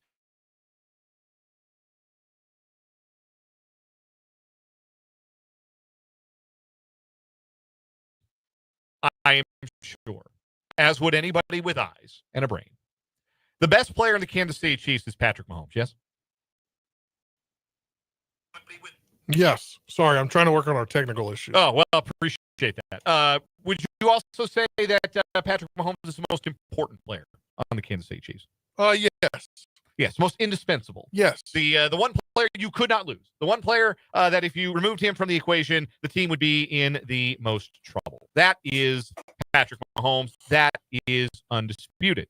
But there are questions that come out of that following Mahomes on the list, where I think you could go with Chiefs, Chris Jones. I don't think he's the second most important player. I think Creed Humphrey is the second most important player. And the reason I think Creed Humphrey is the second most important player is because he, like Chris Jones, is an elite player at his position, but he is an elite player at a really important position, even more so than interior defensive lineman, which is pretty darn important. Don't get it twisted. Chris Jones is 3rd on my list of most important Chiefs. He's not way down on the bottom, not burying Stone Cold. But Creed Humphrey, to me, is the second most important Chief. Because, again, remove him from the equation. You're removing the middle of that offensive line, the shot caller, the guy who sets the protections, the guy who gets the ball back to Patrick Mahomes and does so effectively and cleanly over and over again. Remember those snap issues he had at the end of 2023? Those are a distant memory. He was awesome in 2024 snapping the ball. Yes. But the second most important. Where would I rank him among the best players on the Chiefs? I might have him third. I might have him fourth behind Trent McDuffie. But he's the second most important Chief. To that end, my belief is that Nick Bolton is the third most important Kansas City Chief. And if you wanted to argue me out of that and say, no, it's got to be Chris Jones, because you just can't replace the pass rushing ability that Chris Jones has. You want to argue me out of it and say Chris Jones should be third. I could be persuaded. Nick Bolton, to me, again, I don't know where he stands on your personal list of the best Chiefs, but certainly Mahomes and Humphrey and McDuffie and Jones and Trey Smith right ahead of Nick Bolton to me. And if you wanted to argue that Travis Kelce still should as a Pro Bowl caliber tight end, a future Hall of Famer, I'd listen to that argument. If you want to argue that Rashee Rice ranks ahead of Nick Bolton, I would listen to that argument. If you wanted to argue that George Karlaftis ranks ahead of Nick Bolton on your list of who the best Chiefs are, if you made a list of the best players on the Chiefs and you had Nick Bolton ninth, I would listen. I don't know that I'd agree, but I would listen to that. I'm between 7 and 8. Sure, because those other guys are at a higher level at their more valuable position than Nick Bolton is at his less valuable position. Used to be linebackers were the stars, right? Yeah. Like you remember when I mean, even 10 years ago, Bobby Wagner in his prime. Sure. I mean, before that, you had guys like Iron Man that didn't miss games that were linebackers, London Fletcher, Urlacher, like Luke Kuechly. When I was a kid, it was Junior Seau, those guys in the middle of defenses. And you go further back even, and of course, it's the era of guys like Mike Singletary. You go back further than that, Dick Butkus, those guys. Well, linebackers used to be the stars, and now they're kind of the forgotten guys. Now, if you don't have great linebacker play, it's like, that's okay. Like, you can live with that. If you got good secondary play, you got good off defensive line play. Linebacker feels like it's a less valued position than edge or interior defensive lineman or corner safeties. Those guys are the stars now, and they get paid accordingly. But to me, Nick Bolton is more important than a lot of the guys that might rank higher on a list of best Chiefs because, as Steve Spagnuolo himself has said, and I'll take Spags at his word on this one, he's the Patrick Mahomes of the defense. He's the guy that pulls it all together. That green dot isn't just for decoration on his helmet. He's the one who gets the signals. He's the one who relays the signals. At home, crowd going crazy. Third down, make sure everybody's in the right place. Everybody has their right assignment. Nick Bolton's the communicator. Nick Bolton's the connective thread. Now, 2 years ago, I understand that people will make the point that 2 years ago when Bolton went down, he had the wrist injury, and he missed a couple of months with that injury. Drew Tranquill stepped in and performed admirably. And the Chiefs defense didn't miss a whole lot of a beat without Nick Bolton in the middle. And that's true. That's accurate. I do not think that would be the same case if it were to happen again in 2025. Drew Tranquill's a couple of years older. I thought he took a step back as a player last year. I don't think he could handle those responsibilities and play to that level that he did 2 seasons ago as he enters his 30s. Nick Bolton, I think, may have even leveled up a bit. In the NFL, Nick Bolton was fourth. The fourth best off-ball linebacker in the league. Think about the company on that list. Fred Warner, an easy first, naturally.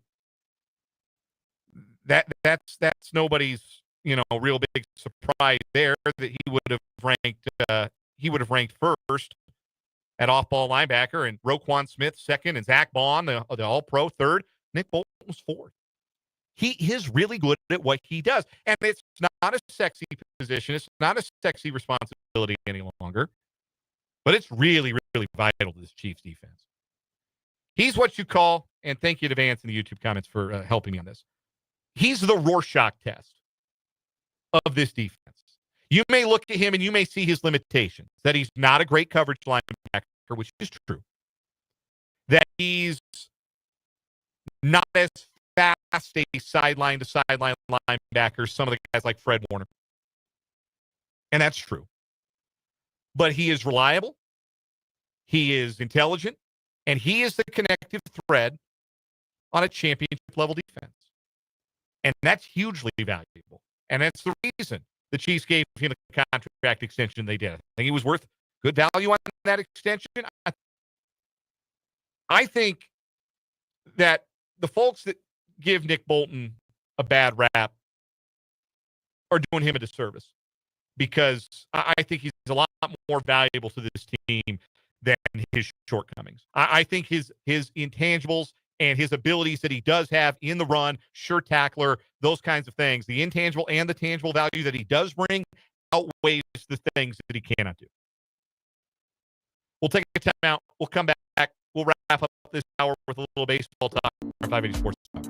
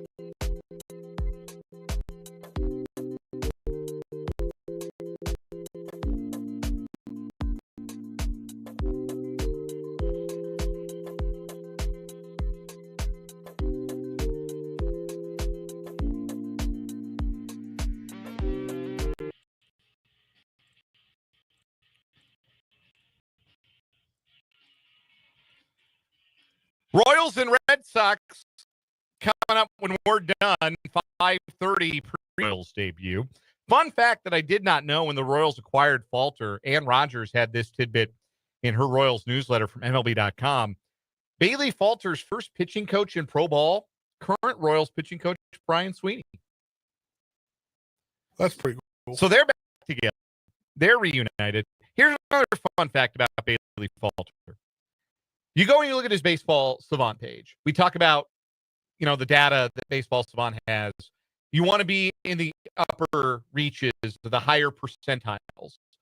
The more exceptionally good you are, the more blue you get on your page. Well, there's a fair amount of blue on Bailey Falter's page, which, again, he's a fifth starter. That you kind of to be expected. But there's one thing that Bailey Falter does at an elite level, and it is extend. His extension is elite, and that is to say that when he launches himself from the rubber and strides and throws, he is throwing from closer to home plate than the vast majority of pitchers, which means, in theory, hitters have less time to pick up your stuff. So pitchers with elite extension have a chance to be a little bit more deceptive, and it's not everything. You know who else had elite extension the Royals loved? Brady Singer. And extension alone does not an ace make, but it is clay with which you can mold a pitcher into something a little bit more than maybe Pittsburgh's in a bad. Yeah. The Royals and what they've done with pitchers at the big league level to modify their repertoires, their pitch arsenals, their pitch shapes, their pitch selections, and get the most out of guys. Ask Michael Lorenzen how well that's worked for him as the starting pitcher in the Royals organization. So Bailey Falter is fascinating to me because he's got 3 years of team control. He's going to be a Royal for a while. He's going to be probably the number 5 in next year's rotation and the year after that. I'm really interested to see if there's more there with Bailey Falter. If he can miss some more bats, if he can mix up his pitch repertoire a little bit and get some more results out of that exceptional ability that he has to get extension. That is something, if you're able to do something exceptionally well, whether it's throw the ball hard or extend or spin it at a really high level, it gives you a chance to be good. So Bailey Falter's got a chance. And looking forward to seeing what he does in his first start in a Royals uniform. The Royals lineup is pretty stock. It's the usual top 5. Yastrzemski in right, Frazier DHing, Rave in left, Isbell in center. A bunch of lefties against right-hander Brian Bayo for Boston tonight. Coming up in a truncated 5 o'clock hour, we got our 580 Sports Talk headlines and a training camp report with Mitch Holtz at 5:15 here on 580 Sports Talk.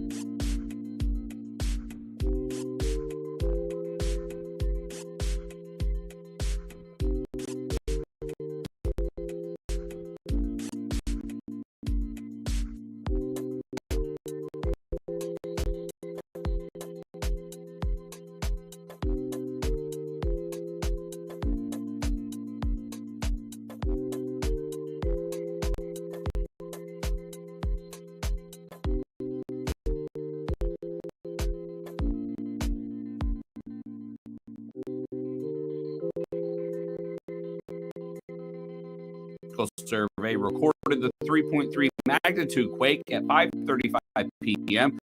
less than 4 miles southeast of Assyria and at a depth of 3 miles. It followed a 3.4 magnitude quake and a 2.7 magnitude earthquake Saturday evening near the same location. This Kansas Information Network update is brought to you by Eaton Roofing and Exteriors. My brother-in-law died suddenly, and now my sister and her kids have to sell their home. That's why I told my husband.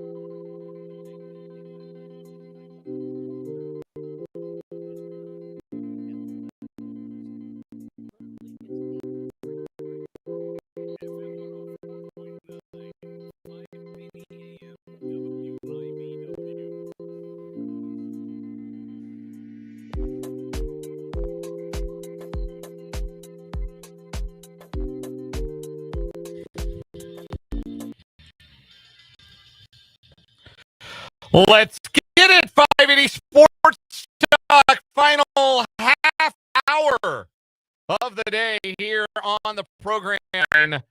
Online, 580WIBW.com, and live on video on our YouTube stream, 580 Sports Talk, and our Facebook page, WIBW News. Apologies, we are having some audio difficulties here and there in the video stream today. We are hoping that we can get those repaired by the end of the program today. You can, of course, stream our audio version of the program on our website, 580WIBW.com. Dan Lucero, Spencer Dupuis with you at 5:30. We'll pass the baton to the Royals Baseball Network. Royals in Boston for a 3-game series against the scalding hot Red Sox, who've won 5 in a row and 21 of 28. Royals coming off a series win in Toronto, looking for another one in Boston, and they'll send Bailey Falter to the mound for his Royals debut against right-hander Brian Bayo of the Red Sox. First pitch, 6:10, pregame at 5:30, right here on 580 WIBW and FM 104.9. Coming up in about 8 minutes or so, Mitch Holtis is going to join us, the voice of the Kansas City Chiefs, for yet another training camp report. We start week number 2 of our training camp reports with Mitch, brought to you by Hy-Vee and Azure Credit Union. So because we don't know, we've got a top 25 college football poll to talk about. The USLBM Coaches Poll. They're still calling it that. I did not think that sponsorship would last longer than a year, but they are still calling it the USLBM Coaches Poll. So I totally forgot we had this discussion last year, and then I saw the name of the poll, and I was like, I have no clue what poll this is. Yeah. Now I do. Now I remember. It is the Coaches Poll. For the record, Lance Leipold is a voter. Chris Kleiman is not. Chris Kleiman is not on the USLBM Board of Coaches for the 2025 season. There are apparently, let me do some math here. That's 67 coaches. 67 Division I coaches. Chris Kleiman, not one of them, not a voter this year. Anyway, you're number one with 28 of the, that's 50, so yeah, 67. 28 of the 67 first place votes. The Texas Longhorns are the number one preseason team in the coaches poll, followed by Ohio State with 20 first place votes. Penn State with 14 first place votes. Georgia with 3 first place votes. And Notre Dame, who did not receive a first place vote. They are ranked 5th. That is your top 5. Clemson got a pair of first place votes and are ranked 6th. Miami, your top ranked Big 12 team is Arizona State at 11th. They're followed by Illinois, South Carolina, Michigan, and Ole Miss. 16 through 20, SMU, Florida, Tennessee, Indiana, and the second Big 12 team, the Kansas State Wildcats, coming in at number 20, the first coaches poll. 3 more Big 12 teams round out the top 25. Texas A&M is 21st, followed by Iowa State, actually tied with Texas A&M at number 21. BYU 23rd, Texas Tech 24th, and Boise State at 25. KU received 6 votes in the poll. Oklahoma was the first team out. That is your first coaches poll of the year. 5 Big 12 teams, only 1 in the top 15, only 2 in the top 20, but at number 20, the Kansas State Wildcats. Spencer, next headline. Yes, the next headline, first headline for me, Buffalo Bills running back James Cook came out to St. John Fisher University on Sunday afternoon, but he's now holding in. He was holding out, now he's holding in, as he did not participate in mandatory practice for the first time since seeking a contract extension, or is now holding it after starting to practice. Cook, talking to a group of 3 reporters after practice, was asked why he did not participate. Oh, nothing. Business, he said. So this is really interesting to me because James Cook, I think, is a really good player. Yeah.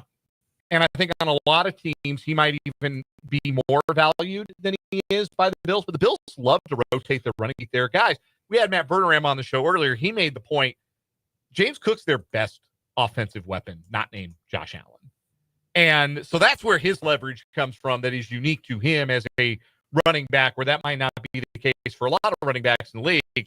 And there are some teams who their running back is their best offensive player, like outside of the quarterback. And Derrick Henry, Saquon Barkley, like those guys. James Cook is one of those guys.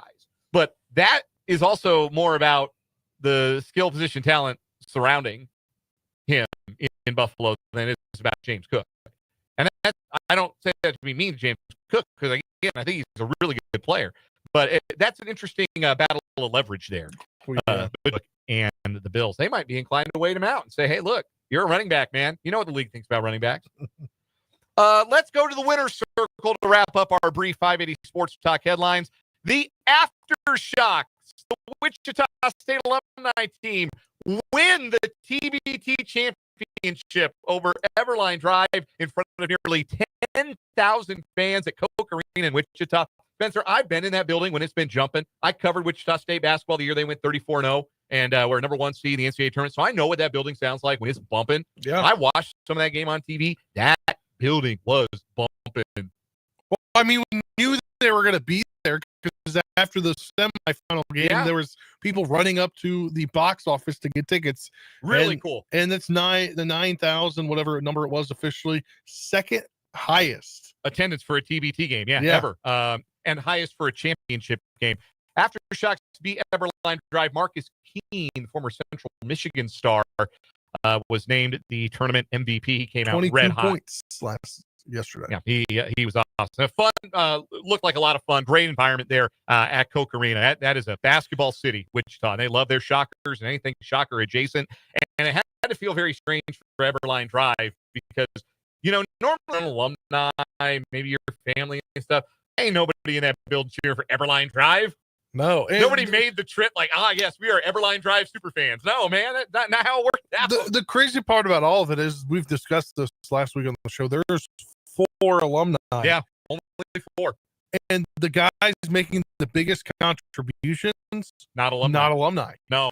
Sabonde made Richard Kelly and Connor Frankamp and Marcus McDuffie, those former Shockers. Oh, yeah. But it just goes to show that, like, these guys aren't WSU alums, right? Right. And But they put on that uniform. and everyone from that city showed out for Yeah. them. Yeah. It was really, really cool. Very, very cool crowds there in Wichita. Congrats to the Aftershocks on winning the $1 million prize. Elsewhere, William Byron takes a checkered in Iowa in the NASCAR Cup Series, his second win of the season and first since the Daytona 500. Cameron Young, finally a winner on the PGA Tour. It's his first career win. He dominates at the Wyndham. Unfortunately for Gary at one point, but couldn't get anything going on Sunday. Finished T23, and that left him just outside of the top 70 in the FedEx Cup standings at 72nd. So his season is over. He did not qualify for the FedEx St. Jude Championship in Memphis this weekend, the first week of the FedEx Cup playoffs. Still a good weekend, good finish to the season for Gary, and hopefully he can build on that for 2026. There was a major championship in women's golf. Miyu Yamashita wins the Women's Open Championship for her first major title. That's the winner's circle. Those are your headlines. We got to get out because Mitch Holtis is coming up next for a training camp report here on 580 Sports Talk.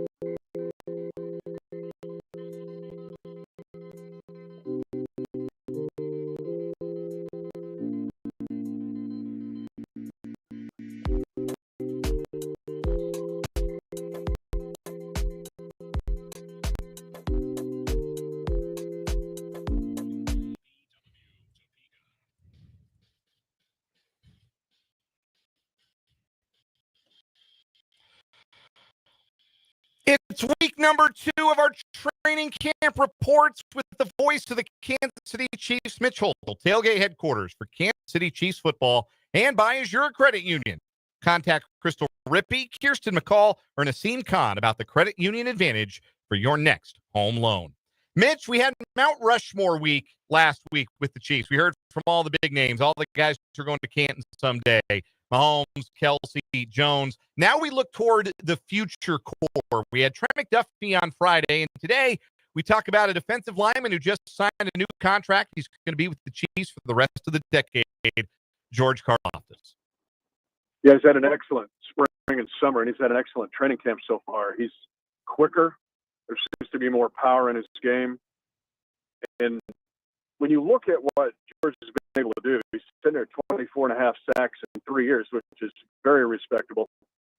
But in the playoffs, he's even taken his game up a notch. He's 9-1 in the playoffs. And in those 10 games, he has 8 sacks, 2 big fumble recoveries, including the one where George Kittle's talking smack on him, and he's like, hold my beer, let me go recover this fumble by Christian McCaffrey, and then we'll resume the conversation. And then passes defense and quarterback hits and hurries. George has been spectacular in the playoffs, but I really think, and why I'm featuring him tonight, is he's getting ready to go to the next level. And again, it works in concert. Chris Jones is unblockable right now. And if Amenahu's healthy, that just opens the door for Karlaftis to look at a 12 to 14 sack season, and not just sacks. Passes defense, quarterback hits and hurries, affecting the game, forced fumbles. I think George is he's on pace for a big year. So you have a clip here from George Karlaftis as well, Yeah. Mitch. Yep. And And I asked him. I said, "How much have you learned in the last 3 years? Because it looks like this is all coming together." And here's what he said. So much. I mean, since my rookie year with Frank Clark, Carlos Dunlap, Chris Jones, a guy that I've had now even with me, a guy like Joe Cullen, Barry Brady, and now Alex Whittingham. We got a great group of players and coaches, and now I'm starting to get to be one of those veteran guys that is coaching up the younger guys, if you will. And Spags says this all the time. Mastery is when you could teach another person what it is. So I'm definitely seeing myself transition into more of that role. and always challenging myself to be better than the day before. That's kind of the whole thing with Coach Reed is, being better than the day before. So yeah, just trying to keep getting better every single day. How much of Gelati's that is like mini George? I think a lot, man. I think he's going to be a heck of a player. He's definitely going to work his butt off, and he's going to be exciting to watch. Yeah, Gelati's Ashton Gelati, the rookie out of Louisville, who had the same coach that Karlaftis had at Purdue. So they are tied together at the hip.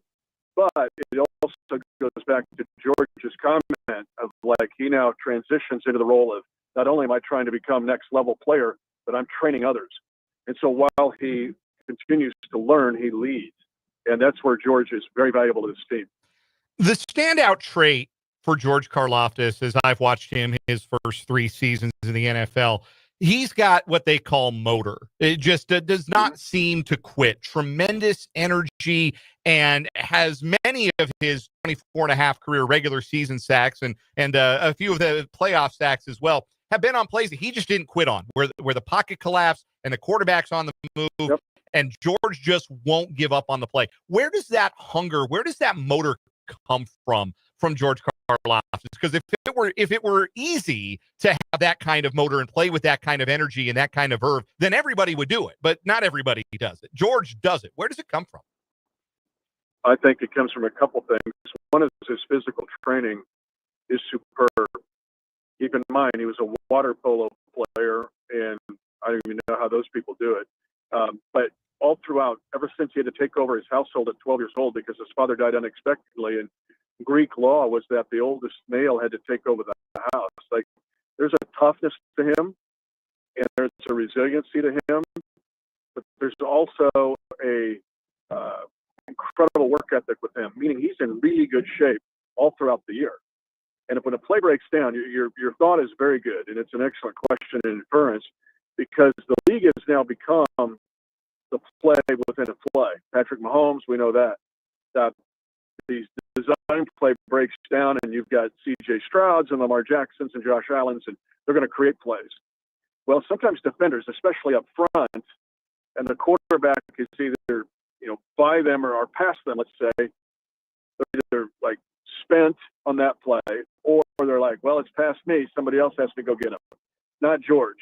He will chase them 40 yards down the field if he has to, and he's got the stamina and training to do so.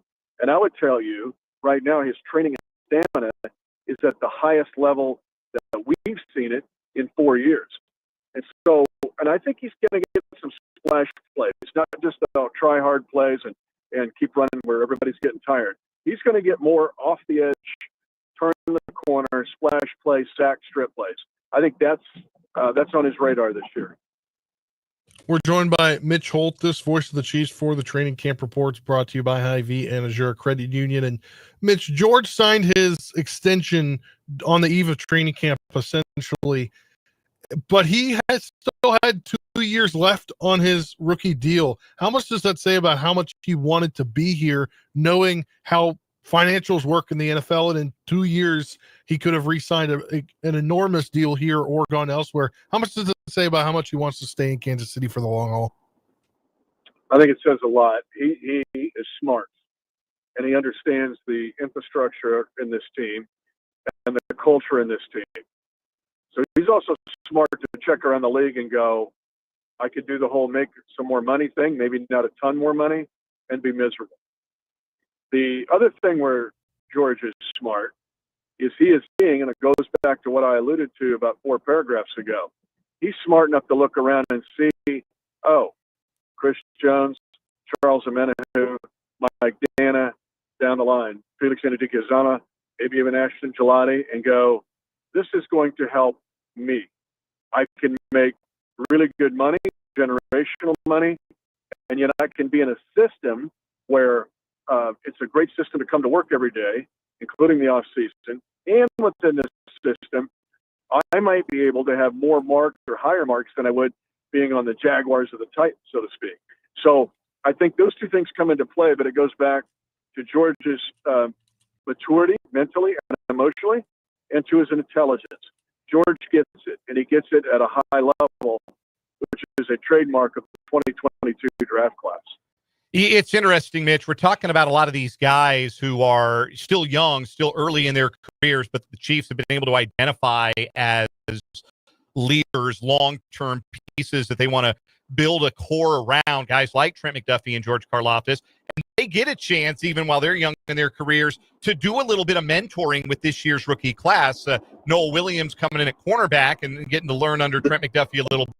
And we mentioned briefly Ashton Gelati and his game. A lot of the traits that he brings are pretty similar to what George Karlaftis brings. So what can George teach the youngster to maybe get the most out of him in his rookie campaign? How do you train your body and your mind, mentally, physically, emotionally, spiritually, to be an impact player consistently in the National Football League? How does that work in September? How does it work in October? How does it work getting back at 5 in the morning from a road trip, just like we're going to do this week?